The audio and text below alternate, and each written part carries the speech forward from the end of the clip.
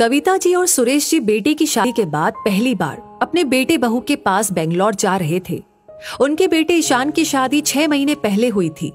Job के सिलसिले में वो पिछले 2 सालों से बेंगलोर में ही एक फ्लैट लेकर रह रहा था।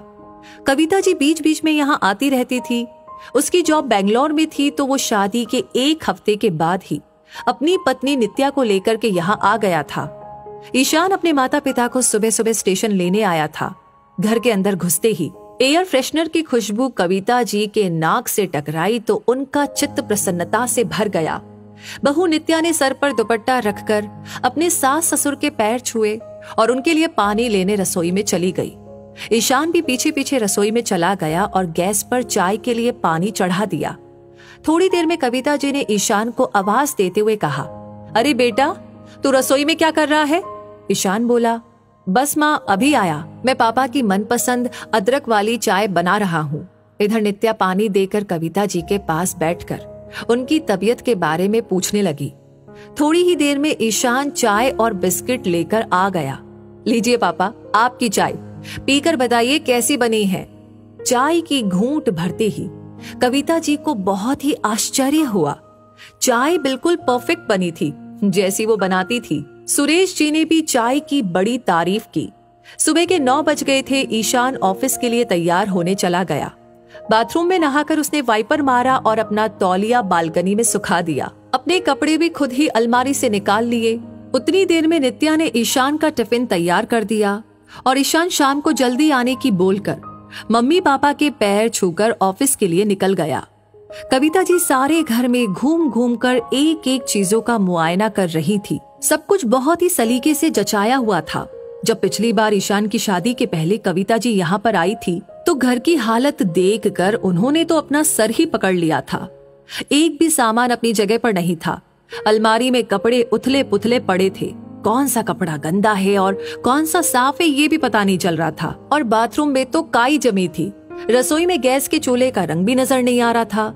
वैसे तो एक बाई साफ सफाई के लिए आती थी, लेकिन जब तक उन्हें सख्ती से नहीं कहा जाता वो तो सिर्फ काम की खाना पूर्ति ही करती है। कविता जी ने ईशान को डांटते हुए कहा कि ये क्या हाल बना रखा है घर का। कितनी बार कहा है थोड़ा बहुत काम करना सीख ले।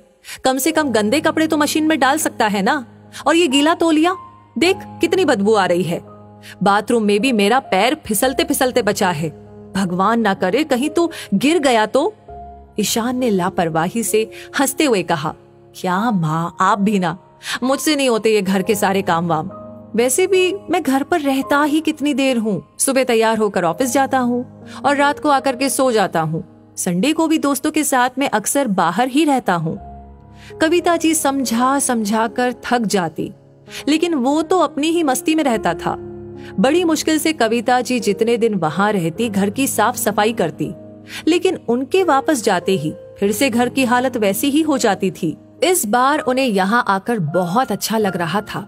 नित्या भी बहुत अच्छे से घर के सारे काम करती थी।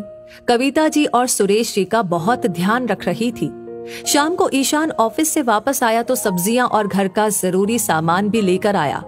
आकर उसने अपने जूते साइड में रखे और बैग भी टेबल पर ही रखा। हाथ पैर धोकर वो भी घर के छोटे मोटे कामों में नित्या की मदद करने लगा। दूसरे दिन शाम को नित्या कविता जी के पास आई और बोली कि माँ, कल पूर्णिमा है, आप कहें तो घर पर सत्यनारायण की पूजा रखवा ले।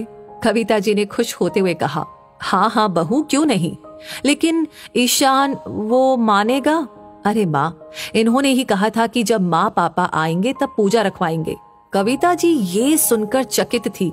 ईशान हमेशा ही पूजा पाठ से दूर भागता था। दूसरे दिन पूजा की सारी तैयारियां हो गई। ईशान भी पीला कुर्ता पायजामा पहनकर पूजा और हवन करवा रहा था। सारा काम अच्छे से निपट गया, लेकिन कविता जी का मन बेचैन था। रात को सुरेश जी ने पूछा कि भाई बात क्या है ईशान की माँ, कुछ परेशान लग रही हो? कविता जी बोली, नहीं तो कुछ नहीं। थोड़ा रुककर वो फिर से बोली, आपने देखा हमारा ईशान कितना बदल गया है। पहले तो खुद से कुछ भी नहीं करता था, अब जैसे जैसे बहू कहती है वैसे वैसे सारे काम करने लगा है। सुरेश जी मुस्कुराते हुए बोले, ये तो अच्छी बात है ना कि ईशान सुधर गया है। तुम्हें तो हमेशा शिकायत करती थी कि पता नहीं वो कब जिम्मेदार बनेगा। अब जब वो जिम्मेदार बन गया है तो तुम परेशान लग रही हो।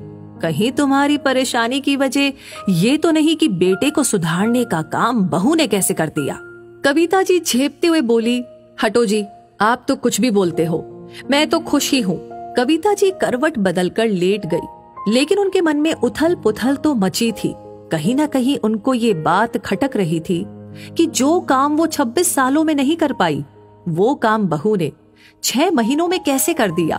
तो दोस्तों, ये बात तो सच है कि जब शादी के बाद बेटा बदल जाता है या अपनी पत्नी की हेल्प करने लग जाता है तो माँ की नजरों में वो जोरू का गुलाम बन जाता है, या फिर इसके लिए बहू को ताने सुनने पड़ते हैं कि बहू ने बेटे को वश में कर लिया। लेकिन दोस्तों, जैसे जैसे इंसान नए रिश्तों में जुड़ता है या उसके सर पर जिम्मेदारी पड़ती है तो इंसान में बदलाव भी स्वाभाविक है। माँ बच्चों की पहली सामाजिक और व्यवहारिक गुरु होती है, लेकिन पत्नी भी कुछ कम नहीं होती।